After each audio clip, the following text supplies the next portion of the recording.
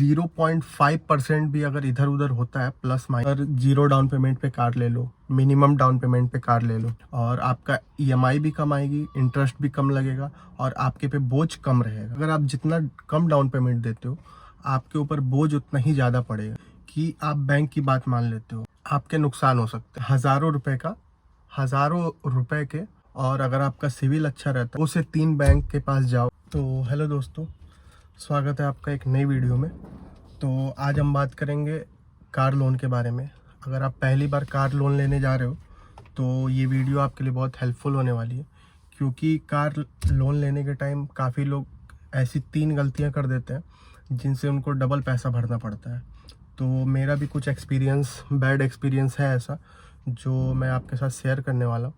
तो उम्मीद है आपको ये वीडियो पसंद आएगी, तो वीडियो को पूरा ज़रूर देखें। तो चलिए स्टार्ट करते हैं। तो चलिए हम बात करते हैं अपने पहले पॉइंट की तरफ। जो लोग पहली बार कार लोन लेते हैं वो सिर्फ मंथली ईएमआई देख के कार को बाई कर लेते हैं, और सिर्फ ये देखते हैं कि 8,000 या 10,000 या 7,000 जो भी अमाउंट है, बस वो देख के कार को परचेस कर लेते हैं। लेकिन वो ये नहीं देखते कि उस पर इंटरेस्ट कितना लग रहा है, उसकी मंथली ईएमआई कितनी आनी है एग्जैक्ट। तो वो बस ये सोचते हैं कि 8,000 10,000 मुझे देना है मंथली तो मैं दे लूँगा। लेकिन आपको ये एग्जैक्टली पता होना चाहिए कि उस पर रेट ऑफ इंटरेस्ट क्या लग रहा है, और कितनी मंथ्स की ईएमआई है आपकी, उस पर फाइल चार्ज कितना लग रहा है, उस पर हिडन चार्जेस कितने हैं। और कभी कभी ये भी देखा गया है कि अगर कोई कार 5 लाख रुपए की है तो उस पर लोग 3-3 लाख 4-4 लाख रुपए सिर्फ रेट ऑफ इंटरेस्ट दे देते हैं ईएमआई के रूप में। ईएमआई में ही ऐड हो जाती है आपकी वो इंटरेस्ट। एग्जैक्ट अमाउंट डिसाइड कर लो, कंफर्म कर लो अपने फाइनेंसर से कि आपका रेट ऑफ इंटरेस्ट क्या लगेगा और आपकी ईएमआई कितने मंथ्स की है, सब आप क्लियर करो कि एग्जैक्ट अमाउंट कितना आ रहा है। और इसकी टिप ये रहेगी कि आप कभी भी कार लेने से पहले ऑनलाइन कैलकुलेटर ईएमआई ऐप आता है, ऑनलाइन ईएमआई कैलकुलेटर ऐप, उसको डाउनलोड करो, उस पर एग्जैक्ट अमाउंट अपना कैलकुलेट करो और देखो उस पर इंटरेस्ट कितना लग रहा है, फाइल चार्ज कितनी वो बना रहा है, तो आपको पता चल जाएगा उससे। फिर ही साइन करो पेपर पे अपने। तो अब चलिए बात करते हैं अपने पॉइंट नंबर 2 के बारे में। बात करते हैं मिस्टेक नंबर 2 के बारे में। तो मिस्टेक नंबर 2 ये होगी कि अगर आप कार लेते हो और शोरूम वाले या कोई भी डीलर हो या जहाँ से भी आप कार परचेज कर रहे हो, तो वो कहते हैं कि आप सर जीरो डाउन पेमेंट पे कार ले लो, मिनिमम डाउन पेमेंट पे कार ले लो। वो लोग कहते हैं जीरो डाउन पेमेंट पे कार ले लो, कम से कम डाउन पेमेंट पे सर कार आपको मिल जाएगी।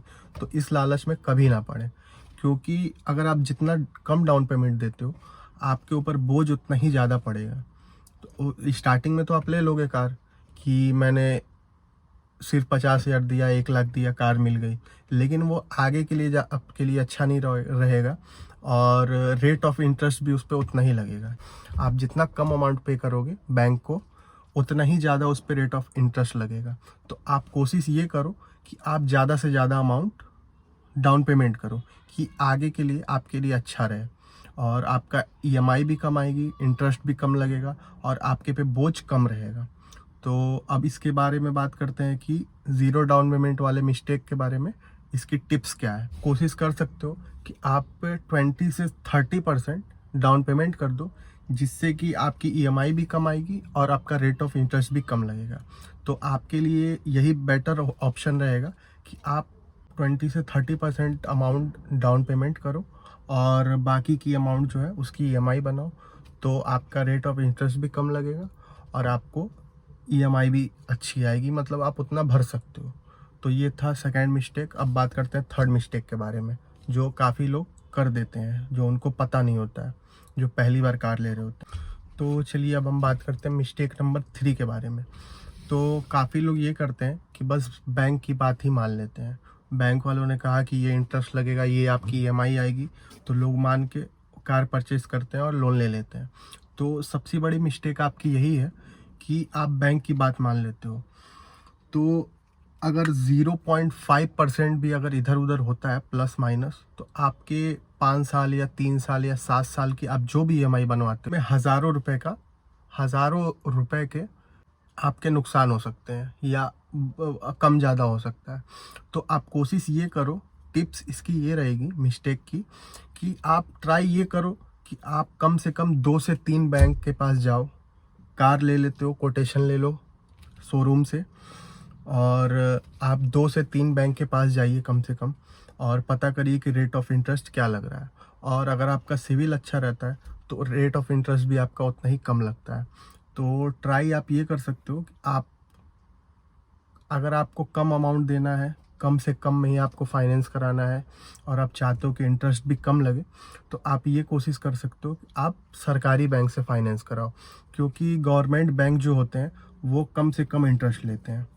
तो आप ट्राई ये करो कि आप गवर्नमेंट बैंक से फाइनेंस कराओ, या अगर आप प्राइवेट से कराते भी हो तो कम से कम 2 से 3 बैंक में आप पता कर सकते हो कि किसमें रेट ऑफ इंटरेस्ट कम लग रहा है, आप उससे फाइनेंस कराओ। तो यही थी आज की वीडियो, जो कि आप लोग को जाननी बहुत ज़रूरी थी, क्योंकि काफ़ी लोग ये गलतियां करते हैं। अगर कार लेते हैं तो खुशी, मतलब ऐसे हैप्पी मोमेंट रहता है, तो वो बस जाते हैं बैंक से लोन ले लेते हैं कि ठीक है, ओके, और जब उनकी ईएमआई आती है फिर वो कैलकुलेट करते हैं, तो उस टाइम रिग्रेट करते हैं। तो उस टाइम रिग्रेट करने का कोई फ़ायदा नहीं है फ्रेंड्स, क्योंकि अगर आप एक बार आपकी लोन पास हो जाती है, लोन हो जाता है आपके नाम पे, फिर वो आपको भरना ही पड़ेगा। जितने भी इंटरेस्ट पे हो, जितना भी ईएमआई आपकी हो, जितने साल की हो, आपको भरना पड़ेगा।